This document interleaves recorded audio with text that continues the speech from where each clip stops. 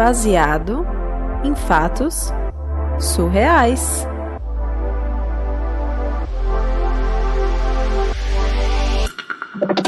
Me conta aí essa história da sua viagem pra Grécia. Sua primeira viagem pra Europa, né? É, presente de aniversário de 18 aninhos. Imagina, né? Tudo em pé, maravilhosa.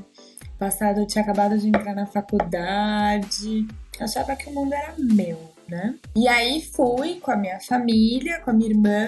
A minha irmã morava lá na Europa, na verdade. Ela encontrou a gente lá na Itália, eu e minha avó, e seguimos as três para a Grécia. A gente chegou na Grécia em uma ilha, uma das ilhas, e era o ponto alto da viagem. Eu tinha muita vontade de conhecer uma ilha grega, aquelas fantasias adolescentes. Não, a gente estuda Grécia Antiga no colégio, e aí ouve falar de deuses gregos. De padrões gregos, de estética. Nossa, a gente fica toda ouriçada, né? A gente quer ir pra lá e ver isso na realidade. Ver a estátua em tamanho real. Enfim, chegamos na ilha, melou o hotel, gata. Melou o hotel. Ai, puta, deu um overbooking lá, mas eles falaram que tinha um hotel parceiro, que iam dar um jeito de acomodar nós três nesse hotel parceiro, que no fim das contas era um bangalô super exclusivo.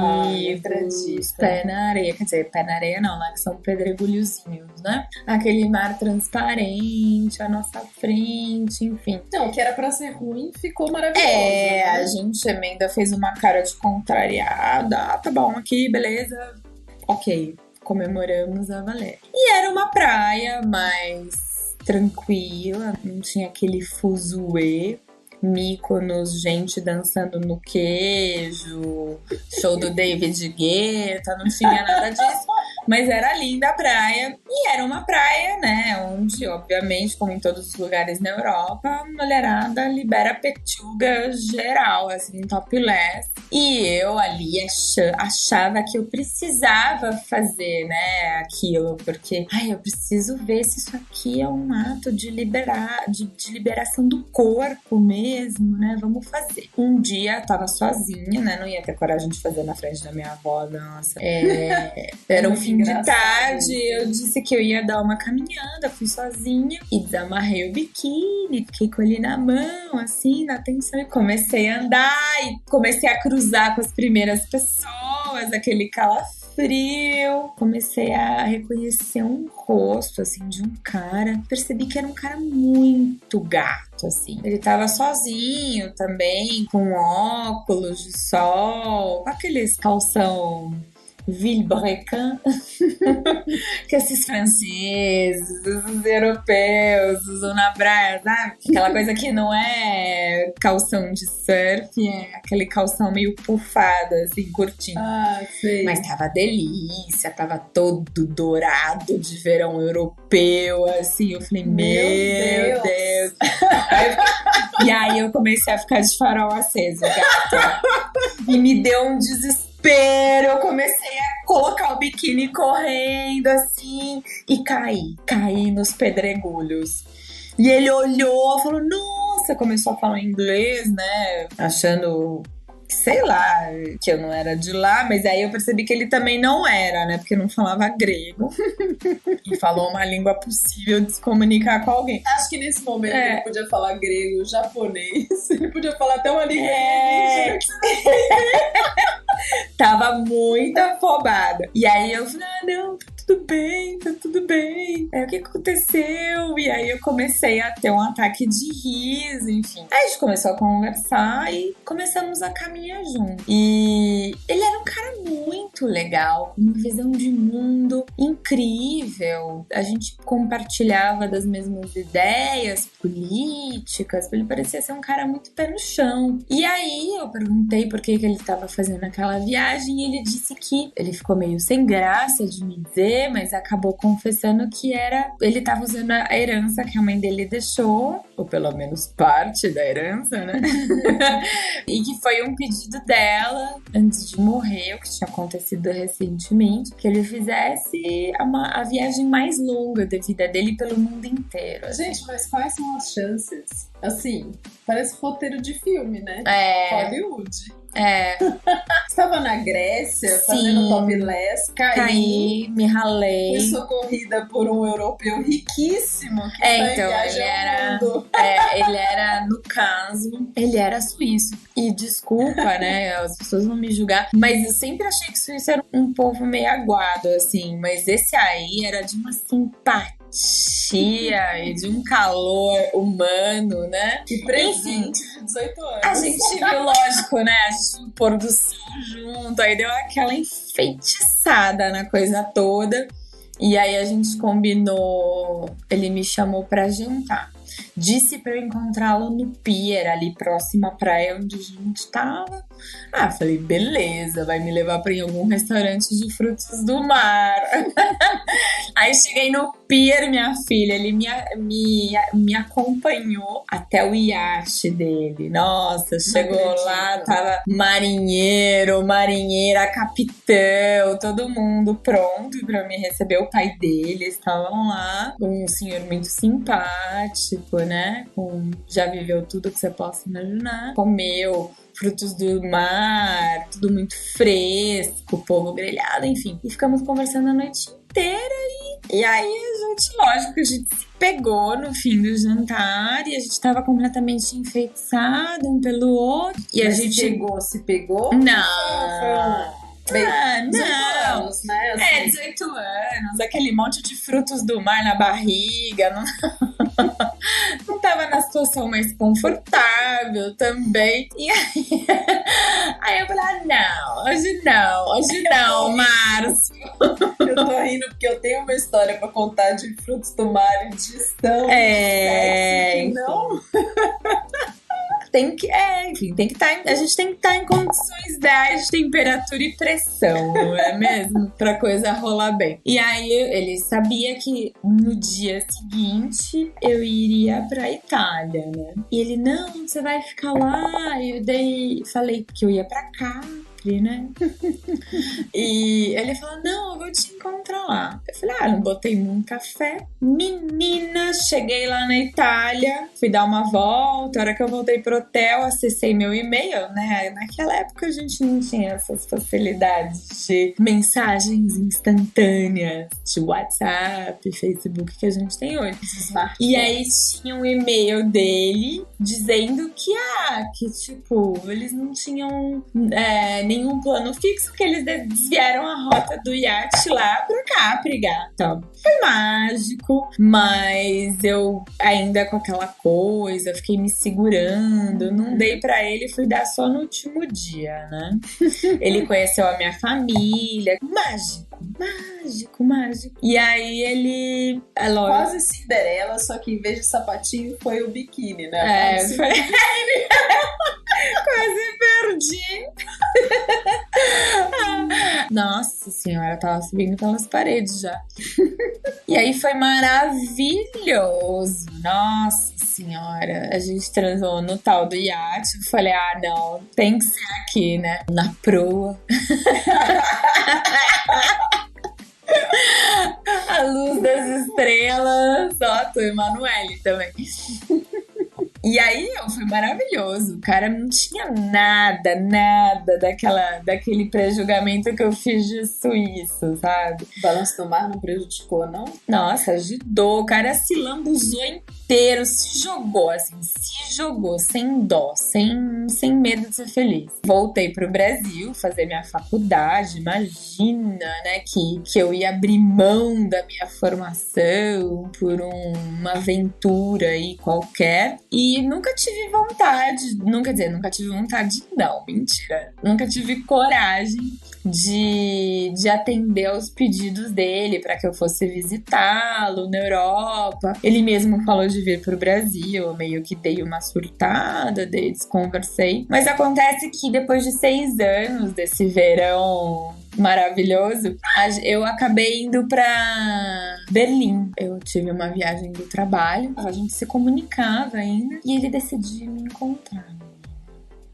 E Caramba, 6 anos depois. Vou reforçar aqui que ele não tinha perfil no Orkut.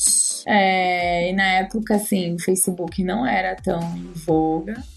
Não tava tão na moda, não tava tão consolidado. E eu nunca mais tinha visto nenhuma foto dele. Eu acho que ao longo desses anos eu cheguei a ver algumas fotos, sim, mas logo antes da gente combinar esse encontro, até a gente se encontrar novamente, eu não vi nenhuma foto dele. E aí a gente combinou de se encontrar numa choperia bem tradicional lá de Berlim.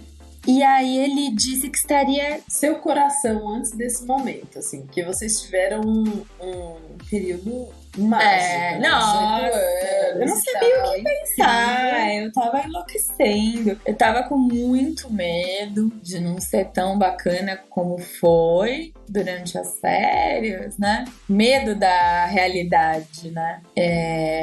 Medo também de perder essa fantasia que eu vivi, porque 6 anos acontece muita coisa, né? A gente se transforma em outra pessoa. Você não era mais uma menina de 18 anos, né? Já era outra coisa. Já era outra coisa. E ele também não era aquele menino, mas sei lá, às vezes a gente se surpreende positivamente, às vezes a gente olha pra aquilo e fala, não é tão interessante como eu achei naquela época, né? Enfim, mas ao mesmo tempo eu tava muito feliz, assim, nossa, tava, tipo, não conseguia pensar em outra coisa, só nisso. Respirava pra conseguir trabalhar e focar no que eu tinha que fazer. E aí ele disse que estaria todo de vermelho, eu achei engraçado, eu falei, como assim você vai estar todo de vermelho? Ele, todo de vermelho. E aí eu tava lá no bar, assim, tremendo, a mão suando, juro. Já virei umas 2 cervejas pra ficar mais relax. E é eis que entra uma mulher linda, toda de vermelho, e vem caminhando na minha direção. Um olhar muito sedutor. E aí ela fala, hi. Aí eu, hi. Aí ela, então, é o fulano. Agora eu sou um cicrana. Não acredito. Nossa, gente, você não acredita? Imagine eu ali. Eu falei, oi, nossa, sabe? Parece que o mundo parou assim ao meu redor. Tudo silenciou e parece que uns 2 segundos passaram em 3 horas. Meu Deus. Juro. E aí eu falei, como assim? Como assim? Aí ele viu que eu fiquei muito assustada. E aí ele sentou. Ela, né? Não, ela. Perdão. Ela, deixa eu tentar te explicar. E aí ele explicou que ele nunca se sentiu muito confortável no corpo de um homem. Que ele sempre sentiu que ele queria ser mulher, né? Queria se tornar mulher. Que a verdadeira ele sempre foi uma mulher, assim, dentro do que a gente caracteriza como mulher, um corpo de mulher, mas ele sempre quis viver daquele jeito, né? Daquele corpo. Nossa, e por que ele nunca tinha dito nada pra você, né? Porque assim, eu acho que essas questões são muito difíceis, né? Pra própria pessoa entender e viver o que ela é. Não é? Principalmente nesse mundo que tende a aceitar o que é mais simples, o que é mais palatável. E aí eu comecei a beber mais. E o papo foi ficando incrível, como sempre foi. Cara, eu fiquei com ela. Fiquei com ela. Não, peraí. Toma mais vinho. Vamos organizar esse pensamento aqui, que agora eu fico confusa. Mas confusa por quê? Porque, independente da maneira como ela se via, a atração por você não mudou. Não. E a sua atração por ele e ela não mudou. Que ele me disse na época, né, porque eu era muito ignorante sobre esse assunto, é que, na verdade, o que ele era...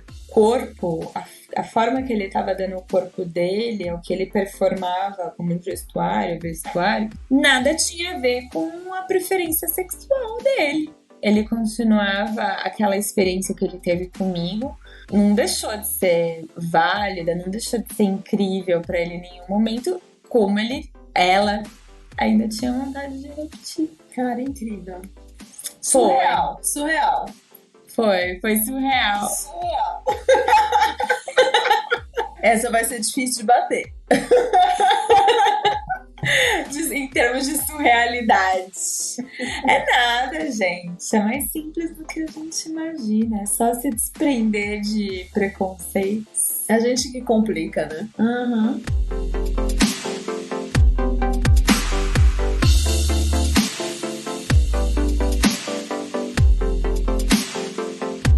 Por que será que eu? Por que será que você? Por que será que a gente complica tanto as coisas, hein? A vida poderia ser tão mais simples. Mas vamos descomplicar aqui um pouquinho e falar pra você como é que a sua história pode chegar na gente. Como que essa história chegou na gente? Você quer participar do Baseado em Fatos Surreais? Você tem uma história bacana pra contar, surreal que aconteceu? Uma viagem? Alguma coisa do trabalho? Um caso de trânsito? Uma conversa de amigas, sei lá, pode ser qualquer coisa. A gente tem contado algumas histórias aqui bem picantes, mas a ideia é falar sobre qualquer assunto. Você pode mandar para bfsurreais@gmail.com. Ou você pode também entrar lá no facebook.com/baseado em fatos surreais, dar um like na página, óbvio, né? Vamos ajudar aí, galera. Curtir todas as postagens, recomendar pra todo mundo, beleza? Depois você chama a gente pra conversar no chat. Por que não? Pode ser um áudio, pode ser um texto. Se você desenhar muito bem, pode até ser que você consiga contar essa história por desenho, hein? Mas aí, ó, você manda a sua história pra gente e não pode reclamar, não. A gente vai contar essa história do nosso jeito, acrescentando uma cor, um sabor, um tempero, do jeito que a gente gosta de dizer aqui. Então, tá esperando o quê? Esse foi o 6º episódio dessa temporada e a gente tá muito ansiosa pra ouvir essas histórias que estão por vir aí, todas elas. Manda pra gente, vai! Até a próxima semana!